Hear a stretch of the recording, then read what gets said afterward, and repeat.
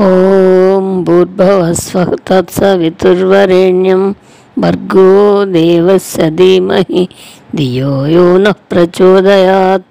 ఓం త్ర్యంబకం యజామహే సుగంధిం పుష్టివర్ధనం ఉర్వారుకమివ బంధనాత్ మృత్యోర్మోక్షీయమామృతాత్.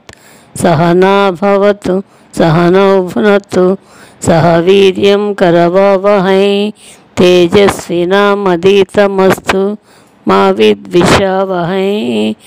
ఓం అసతో మా సద్గమయ తమసో మా జ్యోతిర్గమయ మృత్యోర్మా అమృతంగమయ. ఓం శాంతి శాంతి శాంతి. గణపతి నమః. నమస్తే అండి.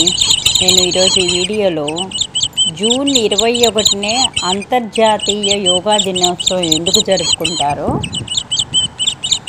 తెలుసుకుందామండి. ఈ వివరాలకు వెళ్ళే ముందు మా వీడియోని లైక్ చేసి సబ్స్క్రైబ్ చేసి కామెంట్ చేయవలసిందిగా కోరుతున్నామండి.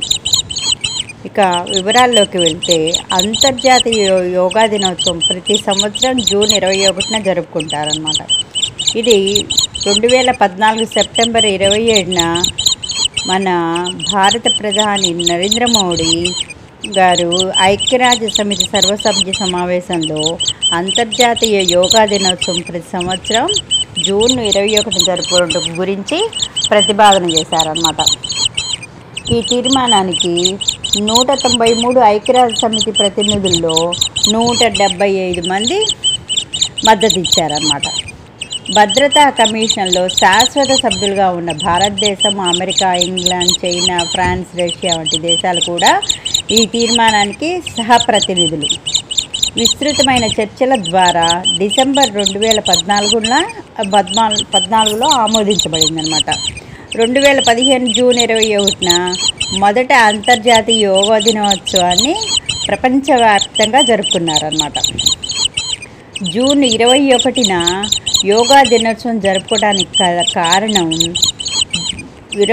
జూన్ 21 ఉత్తరాంధ్ర గోళంలో అత్యధికంగా పగటి సమయం ఉన్న రోజు అనమాట. అంటే పగలు ఎక్కువ గంటలు ఉంటుందన్నమాట.